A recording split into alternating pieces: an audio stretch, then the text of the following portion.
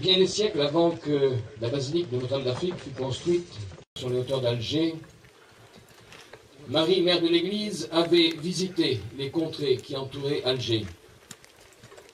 C'était l'époque où toute l'Afrique du Nord était chrétienne. La foi y était proclamée par des témoins audacieux comme Cyprien, Félicité Perpétue à Carthage, Salsa à Tipaza, Augustin, sa mère, Monique, à Hippone, et tant d'autres encore qui, soutenus, encouragés et guidés par la Vierge Marie, ensemencèrent cette terre de la foi qu'ils avaient eux-mêmes reçue, et cela souvent jusqu'au don de leur sang généreusement versé. Et puis il y eut le long silence de l'Église nord-africaine, qui finit par disparaître totalement sous l'implacable occupation du conquérant musulman venu d'Arabie. En 1830, la France débarqua sur la côte algéroise et nous connaissons la suite. Mais peut-être ne savons-nous pas que ce fut grâce à Abdelkader que l'Algérie française obtint son premier évêque. En effet, Monseigneur Dupuche ne fut nommé qu'après 8 ans de présence française, et on pourrait avoir honte de dire que cette nomination fut provoquée par l'émir qui reprochait publiquement aux Français de n'avoir aucune religion. Il est vrai que l'évangélisation n'était pas, loin s'en faut, le souci premier des gouvernements français d'alors, pas plus qu'il ne l'est aujourd'hui d'ailleurs. Malgré un zèle qui ne se démentit jamais, ni cet évêque, ni ensuite Monseigneur Pavie ne purent travailler efficacement, enfermés qu'ils étaient dans une surveillance constante, manquant de crédit, manquant de prêtres, manquant de tout. La plupart des églises n'étaient que des magasins aménagés, des granges, des baraques, utilisées au mieux. Et ce manque total de toute apparence extérieure déshonorait le culte catholique aux yeux des musulmans. À Monseigneur Pavie, qui se ruina pour subvenir aux besoins de l'Église confiée à ses soins, succéda Monseigneur Lavigérie, dont l'œuvre et le souvenir resteront particulièrement attachés à Notre-Dame d'Afrique. En effet, dès son arrivée dans son nouveau diocèse, l'archevêque manifesta le désir de terminer le sanctuaire marial commencé en 1858 par son prédécesseur en l'honneur de la Vierge Marie. Cependant, ce fut bien le premier évêque d'Alger, Monseigneur Dupuche, qui fit entreprendre les premières constructions sacrées sur cette colline qui surplombait à 250 mètres de hauteur la magnifique rade d'Alger et la mer à l'infini. Cet évêque avait été inspiré en voulant établir un pèlerinage en ce lieu où, face à la splendeur de la création, l'âme était tout naturellement portée à s'unir à Marie pour chanter la gloire de Dieu, un peu comme en ce lieu d'ailleurs. Il fit donc surgir de terre les 3 premières stations de ce pèlerinage, celle du Ravin, pour ceux qui connaissent Alger, celle de la chapelle provisoire et celle de Notre-Dame d'Afrique. Il fut aidé en cela par 2 demoiselles lyonnaises, mesdemoiselles Marguerite Berger et Anne Cinquin. Et ce furent les jeunes filles du collège du pensionnat du Sacré-Cœur de Lyon et Monseigneur Dupuche qui, en 1840, offrirent le prix de la statue de la Vierge fidèle. Elle fut d'abord placée dans la chapelle des Trappistes de Staoulie. En 1857, Monseigneur Pavie, voulant récupérer l'image de la Mère de Dieu, écrivit au père abbé de la Trappe: « Vous en aviez fait votre gardienne, je veux aujourd'hui en faire la reine de l'Afrique. » Il la fit alors transporter dans la petite chapelle de Saint-Joseph à la vallée des Consuls. C'est là qu'elle gagnera son titre de Vierge Noire, car, sous l'effet de l'humidité ambiante, le bronze noircit et donna à la statue l'apparence que nous lui connaissons. Monseigneur Lavigérie fit donc achever la construction de la basilique, et ce fut le 2 juillet 1872 que se fit la consécration solennelle de l'édifice.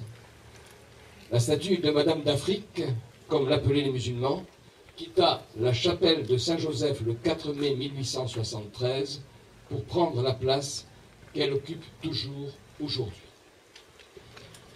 Très rapidement, les pèlerinages se développèrent et firent monter sur la colline des foules de plus en plus nombreuses, représentant toutes les composantes de la population algéroise, et en particulier le petit peuple de tous ceux qui avaient quitté leur pays d'origine, chassés par la misère ou par la guerre.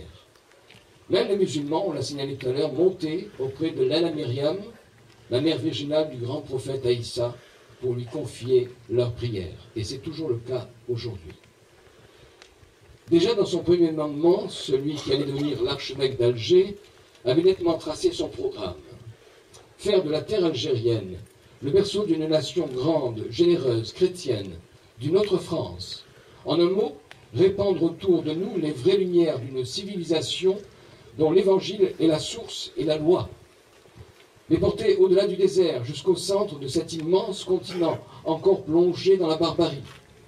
Relier ainsi l'Afrique du Nord et l'Afrique centrale à la vie des peuples chrétiens. Telle est, dans les desseins de Dieu, notre destinée providentielle, disait le cardinal Lavigerie.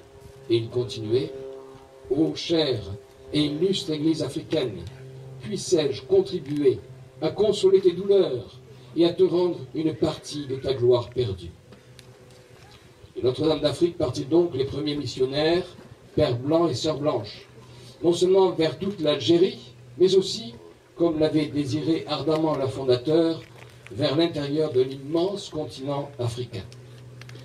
Nombreux moururent martyrs, massacrés par des groupes hostiles et fanatisés, ou de maladies. Mais sans cesse, la relève se présentait, et de nouveaux missionnaires venaient au pied de Notre-Dame d'Afrique promettre de continuer l'œuvre de leurs aînés. Cependant, Monseigneur Lavigerie ne manquait pas de souligner, pour l'Algérie, l'erreur tant de fois combattue par lui d'une politique gouvernementale pro-musulmane. Nous avons fondé, disait-il, avec l'argent de la France, des écoles musulmanes. On a interdit à nos prêtres la prédication de l'Évangile, à nos sœurs l'exercice même de la charité. Eh bien voici que ce fanatisme protégé, fomenté par nous, éclate maintenant au grand jour dans l'incendie de nos villages et le massacre de nos populations. Ce spectacle, concluait le cardinal, ouvrira-t-il enfin tous les yeux? Malgré toutes ces oppositions, l'évêque d'Alger ne désarma pas. Et l'œuvre d'évangélisation auprès des musulmans se poursuivit, particulièrement auprès des populations kabyles. À l'époque de l'indépendance de l'Algérie, il y avait 6000 kabyles chrétiens en Algérie. Monseigneur Lavigerie voyait en eux les descendants de ces chrétiens islamisés de force par les conquérants arabes plusieurs siècles auparavant. Et cette pensée le faisait s'écrier avec une éloquence passionnée: « Afrique chrétienne, sors du tombeau, réunis tes débris épars sur tes monts et dans tes déserts, reprends ta place au soleil des nations, tes sœurs dans la civilisation et dans la foi. Que tes enfants, apprenant de nouveau ton histoire, sachent que nous ne venons à eux que pour leur rendre la lumière, la grandeur, l'honneur du passé. » Frères et sœurs, je ne ferai aucune exégèse sur ces propos que d'aucuns jugeront passéistes, mais on ne pourra nier que, bien que du passé, il n'en relate pas moins des faits historiques, c'est-à-dire constitutifs de notre présent. Aujourd'hui, nous nous retrouvons. Nous faisons mémoire de notre histoire. Une histoire de près de 200 ans qui va de la naissance de l'Algérie française, son odyssée, sa mort et l'exode qui s'ensuivit. Depuis plus de 50 ans, nous pleurons sur notre pays perdu, revivant les terribles moments de la coupure, de la séparation, avec, en écho, les voix de ceux qui ne sont plus, assassinés, enlevés, morts de chagrin. Oui, 50 ans après, les larmes coulent encore et ne sauraient tarir tant l'injustice, la haine, la trahison, et ce que l'on appelle très justement le mensonge d'État, qui ont présidé à notre malheur, continuent aujourd'hui encore leur œuvre de manipulation et de désinformation. Cependant, de même que nous devons être fiers de l'œuvre accomplie par nos aïeux, qui fit jaillir de rien un pays nouveau, nous pouvons être fiers du combat mené depuis 50 ans et des résultats obtenus pour la sauvegarde de notre histoire, malgré les oppositions de toutes sortes, la diffamation et la haine. l'édification de ce lieu de prière, de réconciliation et de mémoire dédié à Notre-Dame d'Afrique en est l'illustration, comme bien d'autres sites qui ont été nommés tout à l'heure, en France et outre-mer, dont le mur des disparus à Perpignan, les stèles en l'honneur de nos morts restés en Algérie, les monuments rappelant les faits glorieux de l'armée d'Afrique, et, nous l'avons nommé aussi tout à l'heure, le CDHA à Aix-en-Provence. Le combat continue donc, non seulement celui pour la vérité sur l'Algérie française et sur notre petit peuple, mais aussi celui déjà bien engagé pour la défense de la famille, de la liberté d'expression et de pensée, ainsi que pour la reconnaissance des racines judéo-chrétiennes qui ont construit l'Europe et pas seulement d'ailleurs. En 1962, frères et sœurs, Notre-Dame d'Afrique vit partir en cohorte misérable le plus grand nombre de ses enfants. Pour ceux qui quittèrent l'Algérie en embarquant au port d'Alger, il ne fait aucun doute que leur dernier regard sur cette terre tant aimée fut pour la basilique dédiée à la Mère de Dieu. De même pour les Oranais, le regard fixé sur Notre-Dame de Santa Cruz. La Vierge Marie ne les abandonnerait pas, et eux-mêmes, malgré la souffrance et le déchirement de l'Exode, continueraient de lui être fidèles. Elle est présente désormais sur cette rive, ici, à Théoul-sur-Mer, grâce à tous ceux qui ont été touchés par ce projet et qui ont permis sa réalisation. Elle le demeure sur l'autre aussi, sur l'autre rive.